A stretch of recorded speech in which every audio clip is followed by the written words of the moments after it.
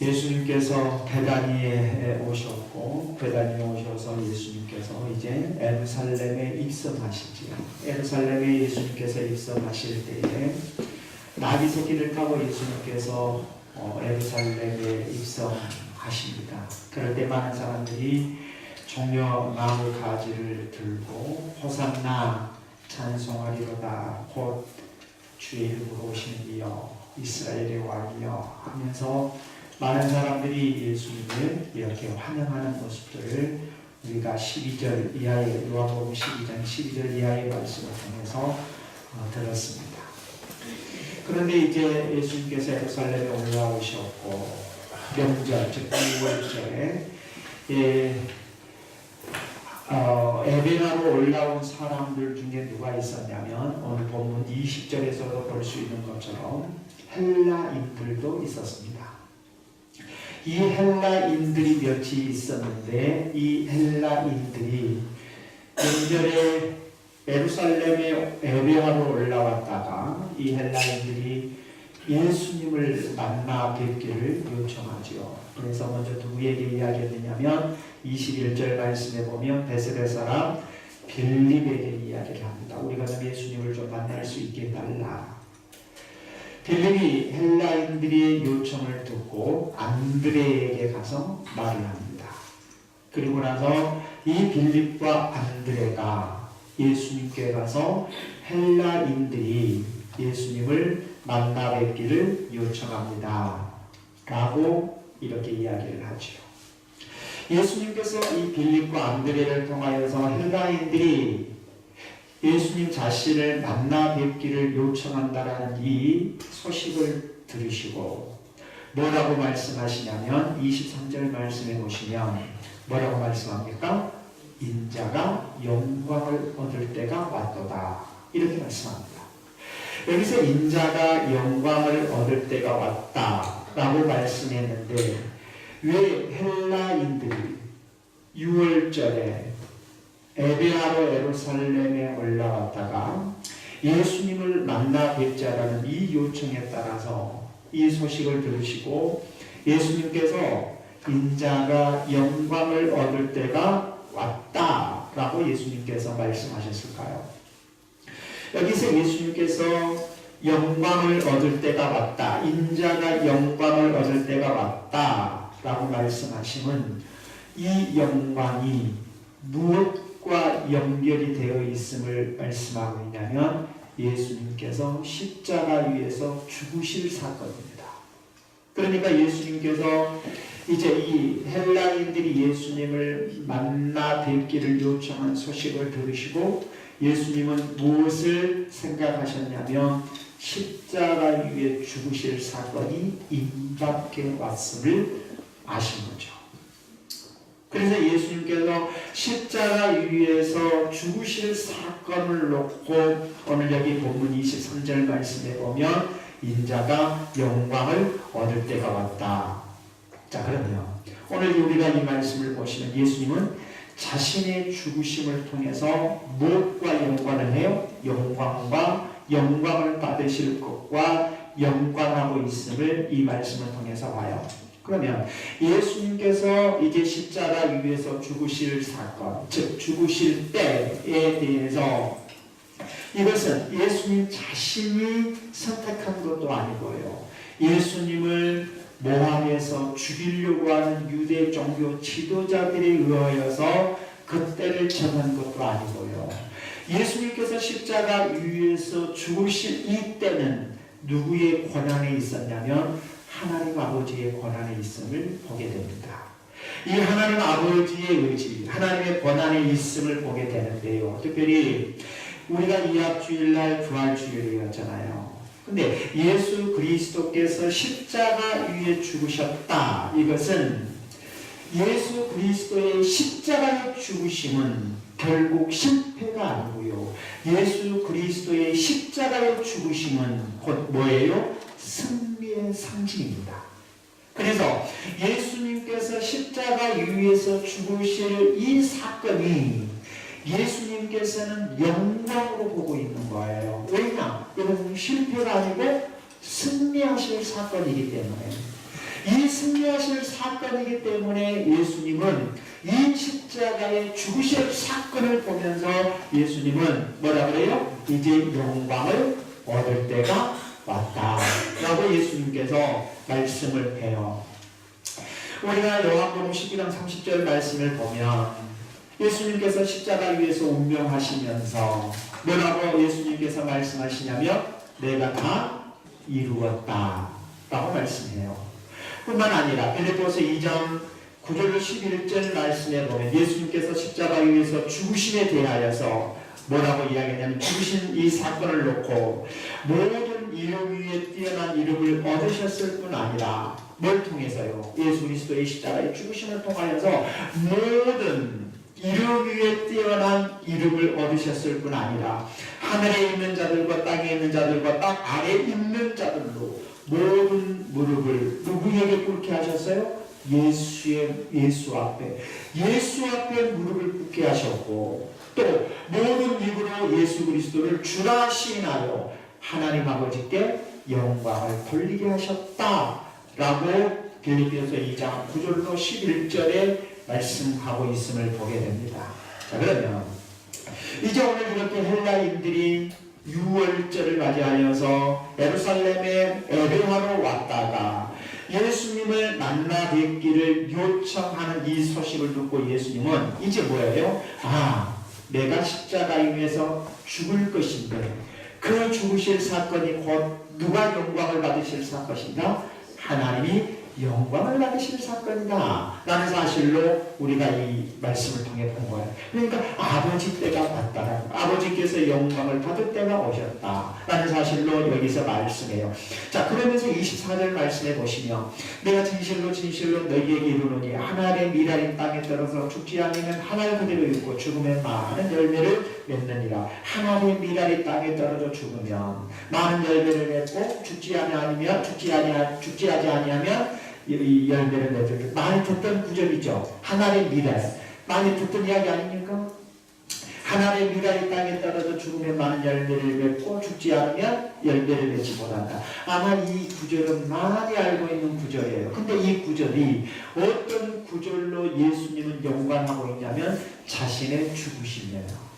하나의 미랄의 사건을 예수님은 무엇과 연관을 시켜서 지금 말씀하고 있냐면 24절 말씀에 보면 곧 예수님의 죽으심이에요. 그러면 여기서 예수님의 죽으심을 놓고 이제 예수님께서 말씀하시는데 그럼 하나의 미랄의 땅에서 죽는다. 이 사실은 여기서 맺는다라는 의미는 이 헬라어로 페로 3인칭의 단수 현재 시제로 써졌어요. 이 말은 뭔 말이냐면 쉽게 표현하면 하나의 미랄이 땅에 떨어져 있다면 그 씨앗은 열매를 맺는다는 것은 변치 않는 진리다라는 의미예요. 그러니까 하나의 미랄이 땅에 떨어져 썩으면 열매를 맺는다는 것은 이 변함이 없는 진리다라고 쓰여진 의미예요. 맺는다라는 의미가 그렇다면 여기에서 말씀하고 있는 어떤 이 말씀은 뭐냐면 결코 만약 예수 그리스도께서 뭐예요? 죽으심으로 인하여 결코 많은 열매를 맺을 것이다 라는 사실을 하나의 미랄을 통해서 말씀하고 있는데 여기서 많은 열매를 맺는다라는 의미는 어떤 의미를 가지고 있냐면 결국은 예수 그리스도의 죽음이 획기적인 사건을 통해서 많은 사람들이 누구에게로 돌아올 것이다? 예수 그리스도에게로 돌아올 것이다 라는 사실을 말씀하고 있습니다. 이건 획기적인 사건이죠. 그러니까 예수 그리스도 우리 어떤 면에서 보면 유대 종교 지도자들이나 로마인들이 어떤 면에서 보면 예수님을 십자가에 못 박아 죽였잖아요. 그리고 예수 그리스도를 십자가에 처형하면 모든 것들이 끝날 걸로 생각했잖아요. 그런데 그게 아니고 예수 그리스도의 그 죽으심의 사건, 더 큰 획기적인 사건을 불러일으켰는데 많은 영혼들이 그리스도에게로 돌아온다. 즉 예수 그리스도의 십자가의 구속의 사건이 하나의 미래를 통해 비유하면서 결국 예수 그리스도의 십자가의 죽음이 많은 영혼들을 구원하는 사건이 될 것이라는 사실, 이 일들로 통하여서 많은 영혼들이 예수를 믿고 구원을 얻게 될 것이라는 사실들을 하나의 미래의 사건을 통해서 우리에게 지금 말씀하고 있음을 보게 되지요. 사랑하는 우리 믿음의 성도 여러분, 무엇을 통해서 많은 사람이 죄악으로부터, 죄악의 속박으로부터 벗어날 수 있느냐? 예수 그리스도의 십자가의 죽음입니다. 예수 그리스도께서 이 땅에 오셔서 십자가에 위해 죽지 않으셨다면 결코 죄악의 속박으로부터 벗어날 길이 없습니다. 그러나 이 세상에 많은 사람들이 죄악의 속박으로부터 벗어날 수 있는 유일한 것이 뭐냐? 그 사건이 무엇이냐? 예수 그리스도의 십자가의 죽음이고, 예수 그리스도께서 십자가에 죽으시고 다시 부활하심으로 예수 그리스도를 믿을 때 죄악의 속박으로부터 벗어난다. 이런 사건들을 우리에게 이 말씀을 통해 주셨다는 거죠. 그래서 결국 우리가 구원을 얻을 수 있는 유일한 길은 어디에 있느냐? 그것은 바로 예수 그리스도의 십자가의 구원의 사건이다. 그리고 그 사건을 통해서 많은 사람들이 죄악의 속박으로부터 벗어나 누구에게로 돌아올 것이다? 주님에게로 돌아올 것이다. 이 사건을 오늘 여기 뭘 이야기하고 무엇을 통해서 비유로 말씀하고 있냐면, 하나의 밀알이 땅에 떨어져 죽으면 많은 열매를 맺고 많은 사람들이 누구에게 돌아온다? 그리스도에게로 돌아온다. 그러나 죽지 않으면 아무런 열매를 기대할 수 없다 라는 사실을 여기에서 말씀합니다. 그래서 결국 예수 그리스도께서 우리를 위해서 십자가에 죽으심으로 요한복음 11장 52절에서 말씀하고 있는 것처럼 온 세계에 흩어진 하나님의 자녀들이 하나로 모이게 될 것이고요. 그뿐 아니라 이제 그리스도 안에서 모든 사람들이 생명을 얻게 될 것이고, 그리고 난 다음에 예수 그리스도를 믿는 사람들이 누구를 본받아서요? 그리스도를 본받아서 변화를 이루어가는 획기적인 삶을 살게 될 것이다 라는 사실을 하나의 미라의 사건을 통해서 우리에게 말씀합니다. 여러분, 선한 영향력을 미쳐야 된다. 저 한번 보세요. 제가 좀 조곤조곤하게 잠은 안 오시죠? 5초부터 주무시면 안 돼요. 자, 선한 영향력을 미쳐야 된다라고 이야기하는데, 선한 영향력을 어떻게 미칠 수 있나요? 우리가 참 교회 다니는 사람들 가운데 그런 말을 많이 들어요. 우리는 선한 영향력을 미쳐야 된다, 이런 말을 많이 해요. 그럼 우리가 선한 영향력을 어떻게 해야지 많이 미칠 수 있나요? 선한 영향력. 네? 선한 영향력을 어떻게 미칠 수 있나요?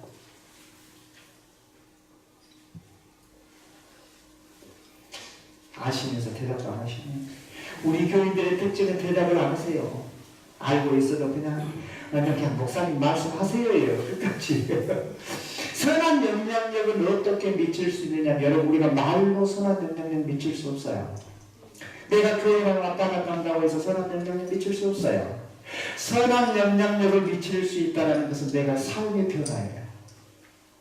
내가 변화될 때, 내가 변화된 그 모습이 삶의 거예요. 선한 영향력을 미치고 살아가는 거예요. 오늘날 왜 교인들이 왜 교회에다 욕을 먹고요? 교회에 다니는 사람들이 욕을 먹나요? 더더구나 교회에 다니는 사람들이 더 한다고 이야기를 듣나요? 그것은 변화되지 않기 때문에 그래요. 오늘 분명히 보세요. 예수 그리스도의 죽으심이 뭘로 비유를 하고 있어요? 하나의 미라예요. 그죠? 하나의 미랄이 땅에 떨어져 죽으면 많은 열매를 맺는다. 그죠? 그런데 이 열매를 맺는다는 의미는 결코 우리가 예수 그리스도를 믿고 예수 그리스도를 믿음으로 말미암아 끝난 것이 아니라 우리의 삶이 변화되어야 되고, 우리의 삶이 변화되어서 살아가는 삶 속에 내가 변화된 그 모습으로 살아간다면 우리는 어째요? 많은 사람들을 어떻게 해요? 그리스도에게로 돌아오게 하는 거죠. 그래서 우리가 변화되어야 됩니다. 변화되셔야 돼요. 어디서부터 변화되어야 되겠어요? 어디에서부터 변화되어야 된다고 생각해요? 교회에서부터 변화되셔야 되나요? 가정. 교회 다니면서 여러분, 예전에는 내가 교회 안 다녔을 땐 게을렀는데요, 교회 다니면 부지런하셔야 돼요. 교회를 다녀도 똑같은 모습을 보이고 있어요. 교회를 다녀도 교회를 다니지 아니하는 모습과 동일하게 살아가고 있다면 어떻게 내가 선한 영향력을 미치고 하나님의 미랄이 땅에 떨어져 썩으면 많은 열매를 열매를 맺는다고 했는데 이 말씀이 내 삶에 적용이 되겠나요? 그렇죠? 게을렀던 모습이 예수 그리스도를 믿으면 부지런하셔야 합니다. 믿으면 아멘 하십시오. 부지런하셔야 돼요. 이게 선한 영향력이에요. 말로는 우리는 선한 영향력을 미쳐야 된다. 뭘 말로요? 여러분, 우리가 말로 선한 영향력을 미치는 자가 아니고 우리는 우리의 삶을 통하여서 선한 영향력을 미쳐야 돼요. 그래서 예수 그리스도께서 자신의 죽으심 이 사건을 놓고 하나님께 영광을 돌릴 때가 왔다, 때가 왔다라는 사실을 말씀하고 있는데요. 이 하나의 미랄의 비유가 바로 그거예요. 자, 그러면 우리가 많은 열매를 맺을 수 있는 비결이 뭐예요? 우리가 그런 이야기 많이 듣잖아요. 교회 다니는 사람 말은 잘하는데 행동이 없다고 해요. 그런 말 들어요, 안 들어요? 말은 오선하게 잘해요. 근데 행동이 없어요. 말은 잘하는데 행동이 없으면 그 사람에게 능력이 있는 거예요, 없는 거예요? 없어요. 아무런 능력이 없어요. 말은 정말로 믿음이 있는 것 같이 이야기하는데 삶의 생활에 믿음이 없어요. 그 모습을 통해서 열매를 맺을 수 있어요? 자, 보이지 않는 하나님을 어떻게 보게 만드셔야 돼요? 이강희 집사님, 보이지 않는 하나님을 어떻게, 그 보이지 않는 하나님을 어떻게 보이도록 만들어줘야 돼요? 네? 보이지 않는 하나님을 어떻게 보도록 만들어주셔야 돼요? 내 삶의 변화예요. 아, 교회 다니니까 저렇게 변하구나. 진짜 하나님 살아 계시구나. 보이도록 만들어 주셔야 됩니까? 안 주셔야 됩니까? 주셔야 돼요. 이것이 뭐예요? 열매를 맺는 사람. 열매를 맺는 사람. 한번 생각해 보시죠. 우리 교회가 말만 잘하는 사람들이 있어요. 근데 행동은 전혀 안 해요. 우리 교회는 시끄러운 교회가 될 거야. 말만 말해가지고 시끄럽고 이 복잡한 교회가 될 거예요. 근데 말은 별로 없어요. 근데 뭐가 있어요? 생활이 이루어지고 있어요. 이게 하나님 나라예요. 아멘 하셔야 되지 않겠습니까? 아멘 합시다. 우리 교회가 말 많은 교회가 아니라 삶이 나타나는 교회가 되셔야 돼요. 이것이 바로 뭐냐? 많은 열매를 맺어가는 거예요. 그래서 변화되십시오. 나는 아이고 변화 안 돼. 내 고집이 이렇고 천생이 그렇고 태생이 그렇고 그거는 자기가 그렇죠. 하나님 우리를 고쳐 쓰세요. 예전에는 내가 좀 늦게 아니 게을러 그래서 제가 말씀드리는데 다음 주부터는 좀 10분 전에는 나와야 되지 않겠어요? 교회도 너무 썰나게 시간 좀 그렇게 빨리 나오면 안 됩니까? 뭐 하시나요? 어차피 나올 거 그죠? 어차피 나올 거면 빨리 나오셔서 찬양도 좀 하고 그래야 되지 않겠어요? 여전히 수십 년이 돼도 예배 시간 버릇이 지켜요. 버릇이란 말이 저기고요. 아직 그런데 겨우 지금 예배 시간을 이게 어떻게 변화됐다고 이야기할 수 있겠어요? 변화되셔야 합니다. 자, 이거 한번 하죠.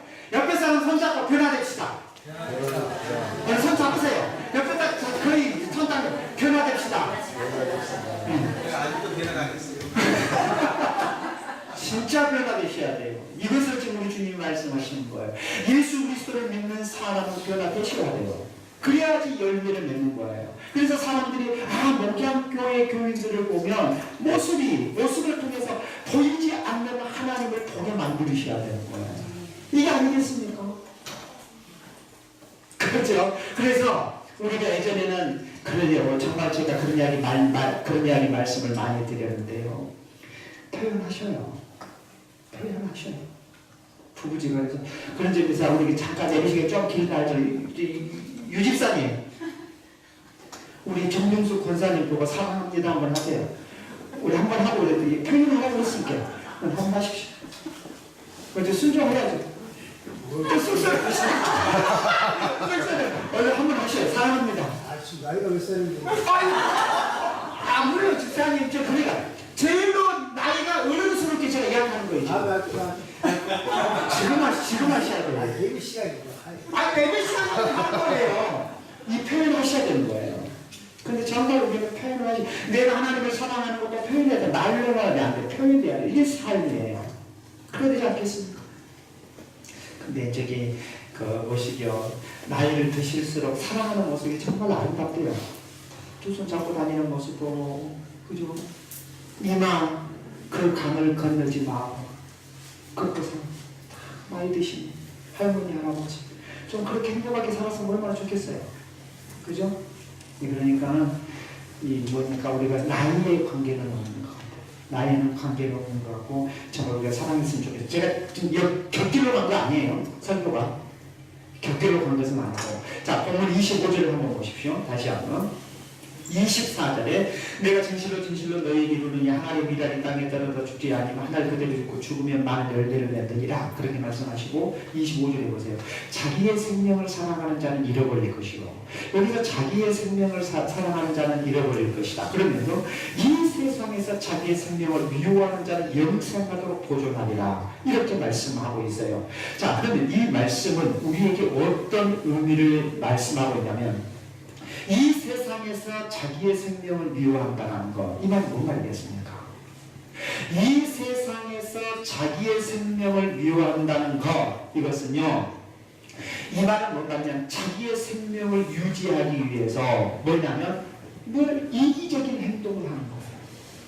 그러니까 자신만을 위한 이기적인 행동을 하는 거예요.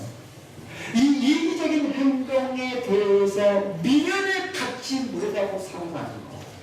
그렇다면 이 말씀은 곧 우리에게 뭘 이야기하냐면 육체적, 인간적인 그러한 생명의 사랑을 위해서 쉽게 표현하면 우선 눈에 보이는 것을 잊어버릴까봐, 우선 눈에 보이는 것을 놓칠까봐 그것을 쫓아서 믿음으로 살지 못하는 거예요. 그래서 그것을 놓고 하나님을 사랑하고 자기를 부인하고 그리스도를 쫓아가는 삶을 살아가야 될 것에 대해서 여기에서 우리에게 말씀하는 거예요.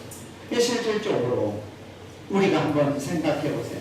내가 정말 예수 신앙생활을 하면서 행여나 세상의 어떤 가치관을 가지고 이것을 놓칠세라, 또 이것을 내가 잃어버릴세라, 그것 때문에 내가 신앙을 올인하지 못하고 하나님을 온전히 믿지 못하고 있다고 한다면 어떻게 우리의 신앙이 하나님 앞에 바른 신앙이라고 이야기할 수 있겠습니까?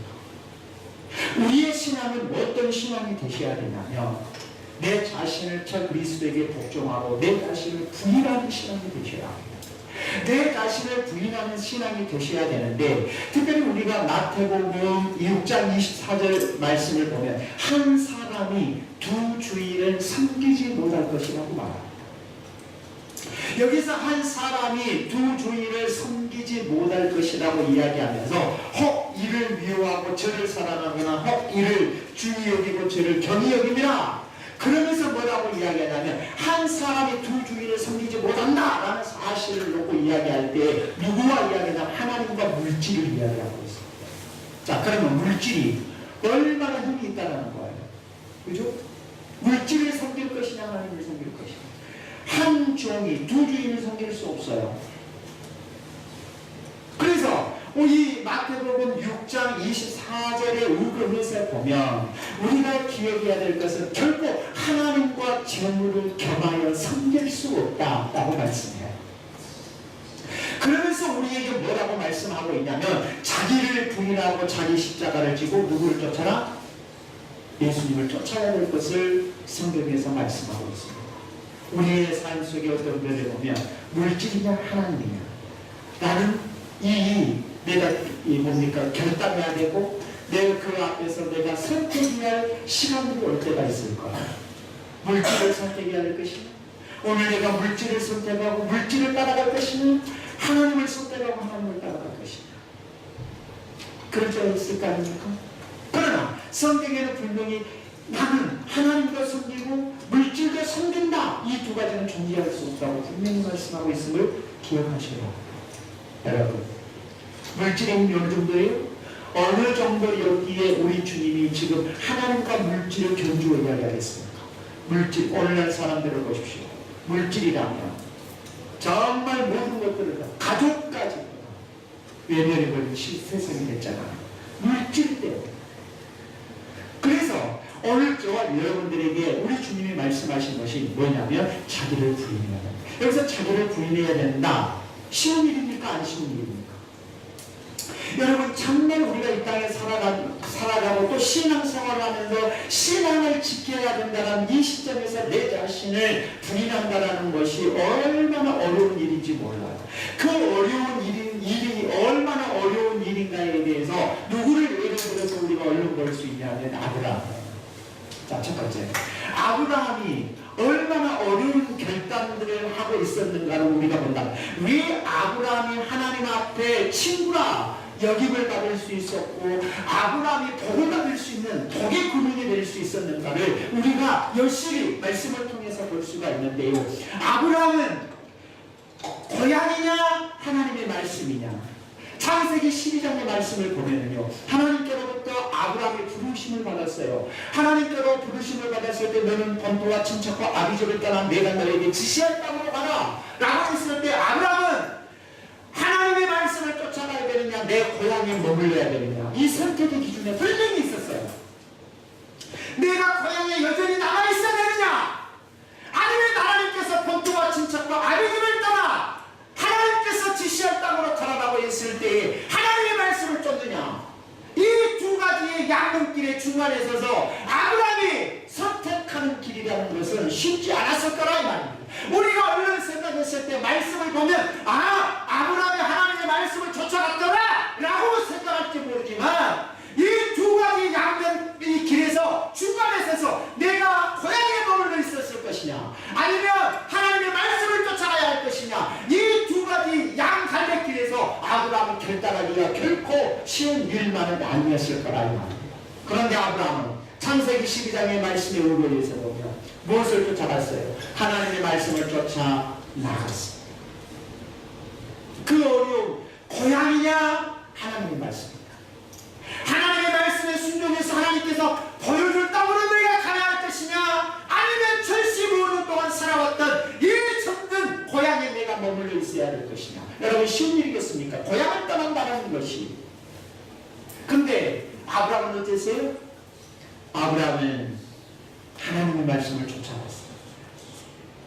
둘째로 우리가 창세기 21장에 보면 하갈이 이스마엘을 낳았죠. 얼마나 귀하겠습니까?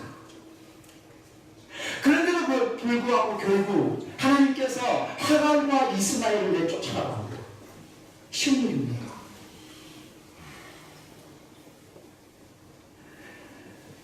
비록 본체는 아니지만 사라를 통하여서 자식을 낳지 않았지만 후처를 통해서 하갈을 통해서 결국 이스마엘을 낳았지만 그 하갈과 이스마엘을 내쫓아가는 하나님의 말씀을 들었을 때에 결코 이 아브라함은 쉬운 결단이었겠습니까? 하나님의 말씀의 명령을 받들어서 하갈과 이스마엘을 내쫓을 것이냐, 아니면 계속 내가 함께 살 것이냐. 결단의 길입니다. 쉬운 길이 아니었을 거라 이 말입니다. 그럼에도 불구하고 아브라함은 하나님의 말씀에 순종하고 하갈과 이스마엘을 내쫓지요. 그리고 한 가지를 더 본다면 창세기 22장에 보면 100세에 누구를 낳았어요? 사라를 통해 이삭을 낳았어요. 근데 하나님께서 창세기 22장에 보면 100세에 낳았던 이삭을 모리아산에 가서 하나님 앞에 번제로 드리라고 합니까? 쉽지 않습니다. 자, 자식을 주겠다 하나님께서 약속하셨음에도 불구하고 빨리 주시지 않았어요. 이제 아브라함과 사라는 도저히 인간적인 생육법에 의해서 자식을 낳을 수 없어요. 그 상황 속에서 하나님께서 이삭을 주셨다 이 말입니다. 그런데 하나님께서 뭐예요? 이삭을 모리아산에 가서 번제로 드리라고 하니 이것을 결단하기가 쉬웠을 것입니까? 결코 쉬운 일만은 아니었을 것 같아요. 그런데 아브라함은 어땠어요? 사랑하는 아들 독자 이삭을 데리고 모리아산으로 가죠. 하나님의 말씀에 순종했다 이 말입니다. 여러분, 우리의 삶도 마찬가지입니다.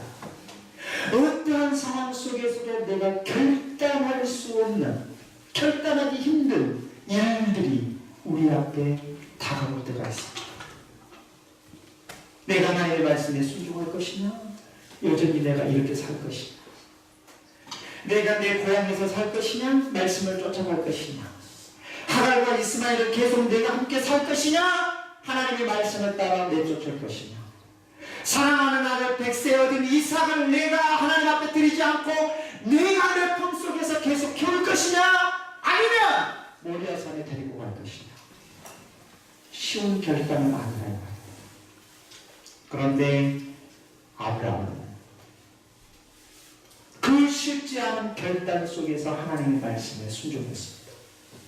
그리했더니 아브라함을 하나님께서 복 주셨고 복의 근원으로 삼으신 줄 믿으시기를 바랍니다. 사랑하는 우리 믿음의 성도 여러분, 우리가 살아가는 삶 속에 정말 어쩔 때는 내가 결단하기 어려울 때가 있을 거예요. 그죠? 그럴 때 내가 어떻게 할 것이냐? 아브라함을 기억하십시오. 하나님의 말씀을 기억하고 하나님의 말씀에 내가 하나님의 말씀 편에 서면 결국 당장은 내가 불이익을 얻을 것 같지만 나중에 실질적으로 백세 얻은 아들 이삭을 데리고 모리아산에 나아가서 단을 쌓고 이제 이삭을 잡아 번제를 딱 드리려고 했을 때 하나님께서 아브라함 멈춰라 라고 말씀하면서 이미 하나님께서 그곳에 번제로 쓸 수양을 숲을 속에 준비해 놓고 계셨잖아요. 내가 하나님의 말씀을 따라 믿음으로 살면 끝내는 하나님께서 저와 여러분에게 예비해 주시고 준비해 주신 하나님의 은혜가 있게 될 줄 믿으시길 바랍니다. 이러한 결단, 내가 하나님의 말씀 편에 서서 결단하는 신앙생활, 이것은 분명히 저와 여러분에게 있으셔야 합니다. 아무리 내가 이 땅에 살아가는 날 소중한 일이다 할지라도 하나님의 말씀이냐 일이냐, 이 양날의 길에서 내가 어떤 결단해야 할 일이라면 주의 말씀을 붙들 수 있는 저와 여러분들이 되시기를 주님의 이름으로 축원합니다. 그래서 26절 말씀을 뭐라고 예수님께서 말씀하십니까? 나를 섬기려면 뭐해라? 나를 따르라. 여러분, 예수님을 섬기는 자는 당연히 누구를 따르게 돼 있어요? 예수님을 따르게 돼 있어요. 그럼 반대로 한번 생각해 보세요. 예수님을 따르지 않는다는 것은 결국 누구를 섬기지 않는다는 증표예요. 예수님을 섬기지 않는다는 증표죠. 내가 예수님을 섬긴다는 증표는 뭐예요? 예수님을 따르는 것입니다. 그러나 내가 예수님을 섬기지 않는다는 증표는 반대로 예수님을 따르지 않는 거예요. 저와 여러분들이 나는 예수님을 섬겨요, 나는 예수님을 따라요, 나는 예수님을 믿어요 라고 한다면 어떤 자가 되셔야 됩니까? 주님을 따르는 자가 되셔야 합니다. 주님을 따르셔야 합니다. 이것이 바로 뭐냐? 내가 주님을 섬기는 징표이죠.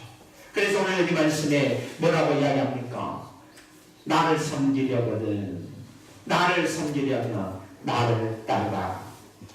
나 있는 곳에 나를 섬기는 자도 거기 있으니, 사람이 나를 섬기면 내 아버지께서 누구를요? 자 보세요. 예수 그리스도를 섬기고 예수 그리스도를 섬김이 내가 예수 그리스도를 따름이 되고 내가 예수 그리스도를 따름이 될 때 보세요. 오늘 여기 26절 하반절에 보면 누가 귀하게 여겨주셔요? 하나님 아버지께서 귀하게 여기실 것이다. 믿습니까? 여러분, 어떤 자를 하나님이 귀하게 여기시나요? 예수 그리스도를 따르는 자입니다. 예수 그리스도를 따르는 자를 어때요? 하나님이 귀하게 여기십니다. 정말 저와 여러분들이 하나님 아버지 앞에 귀하게 여기심을 받기를 소망하십니까? 하나님 나 귀하게 여겨주세요. 하나님 나를 귀하게 여겨주세요. 이렇게 고백함이 결코 귀하게 여김을 받는 것이 아니고 내가 하나님 앞에 귀하게 여김을 받을 수 있는 유일한 길이 누구를 따르는 길이에요? 예수 그리스도를 따르는 길이다. 예수 그리스도를 따를 때 하나님 아버지께서 나를 귀하게 여기신다라는 사실을 우리에게 말씀합니다. 자, 그러면서 여기 다시 한번 26절 말씀해 보세요. 26절, 사람이 나를 섬기려면 나를 따르라. 나 있는 곳에 나를 섬기는 자도 거기 있으리니. 자, 보세요. 나를 섬기는 자는 나를 섬기는 자로, 그러니까 예수님이 거하시는 곳에 누구도 있을 것이다. 예수님을 섬기는 자도 거기에 있을 것이다.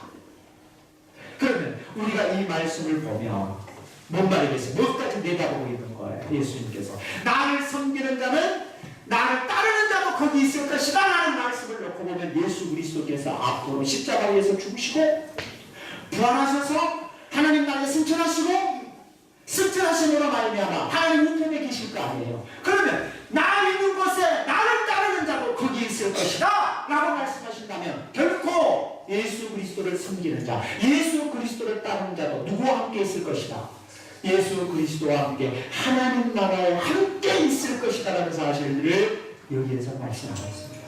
그럼 하나님 나라가 있어요 없어요? 하나님 나라를 소망하시죠? 그러면 하나님 나라를 소망하는 저와 여러분들이 하나님 나라를 갈 수 있는 유일한 길이 뭐예요? 주님을 따르는 길이에요. 주님을 따를 때 하나님의 나라를 갈 수 있습니다. 즉 다시 말하면 예수 그리스도와 함께 할 수 있음을 말씀합니다. 그뿐 아니라 로마서 8장 17절 말씀에 보면 그리스도와 함께 유업을 받을 수 있고 또 나아가서 계시록 22장 5절 말씀을 보면 예수 그리스도께서 하나님 우편에 계시고 그리고 우리가 함께 있음으로 말하면 세상토록 왕 노릇하게 될 것이다 라는 사실들을 여기에서 말씀하고 있음을 봅니다. 그러면 누구만이 하나님 우편 즉 하나님 나라에 갈 수 있느냐, 이 영예, 이 귀한 은혜를 받을 수 있느냐. 오늘 여기 말씀에 보면 그리스도를 따르는 자라고 이야기해요. 그럼 그리스도를 따르는 자만이 하나님 앞에 귀하게 여김을 받을 수 있을 뿐 아니라 하나님 나라에 갈 수 있음을 말씀하고 있어요. 그럼 다음으로 한번 이야기해봐요. 결코 예수 그리스도를 섬기지 않는 자는 하나님께 귀하게 여김을 받을 수 있어요 없어요? 없어요. 예수 그리스도를 따르지 않는 자는 하나님 나라에 갈 수 있어요 없어요? 없어요. 이 세상에 살아가면서 그 누가 어떤 지위가 있고 권력이 있고 어떤 부를 누리고 살아간다 할지라도 하나님 앞에 귀하게 여김을 얻을 수 있는 자는 그리스도를 따르는 자지, 세상에 어떤 것들을 가지고 있다 할지라도 그리스도를 따르지 아니한 자에게는 그러한 귀한 영예를 받지 못한다 라는 사실을 여기에서 우리에게 말씀하고 있습니다. 사랑하는 우리 믿음의 성도 여러분, 오늘 저와 여러분들이 왜 기쁩니까? 왜 우리에게 소망이 있습니까? 자, 그리스도의 부활이 누구의 부활이에요? 나의 부활이에요. 이 앞주에 다시 한번 생각해봐요. 그리스도께서 자, 우리가 죽었다가 다시 부활할 것이 실제라는 사실들을 무엇을 통해서 우리에게 증명했어요? 그리스도의 부활을 통해서 증명했어요. 그리고 우리가 그리스도께서 하나님 나라에 승천하셨어요. 앞으로 오셔요. 그럼 우리가 하나님 나라에 갈 수 있는 것이 오늘 여기 말씀에서도 보면 결국 누구를 따르는 자라고 이야기해요? 그리스도를 따르는 자예요. 그리스도를 따르는 자는 하나님 나라에 가는 거예요.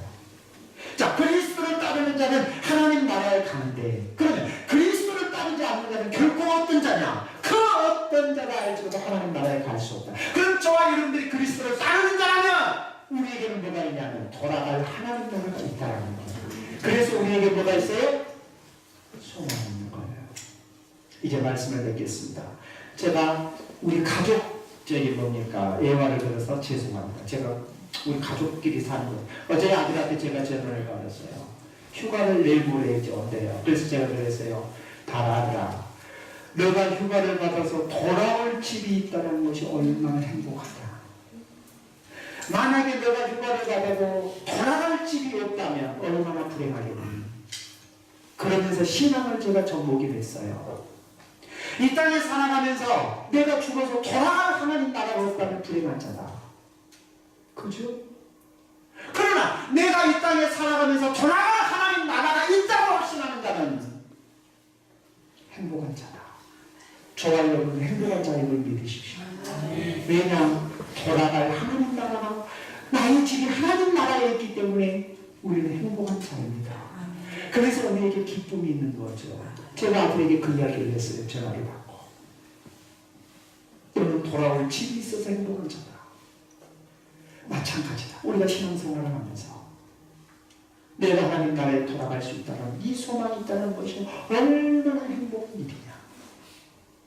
사랑하는 우리 믿음의 성도 여러분, 이제 정말 저와 여러분들이 오늘 주신 말씀을 통해서 결론적으로 예수 그리스도를 섬기는 자는 어떤 자예요?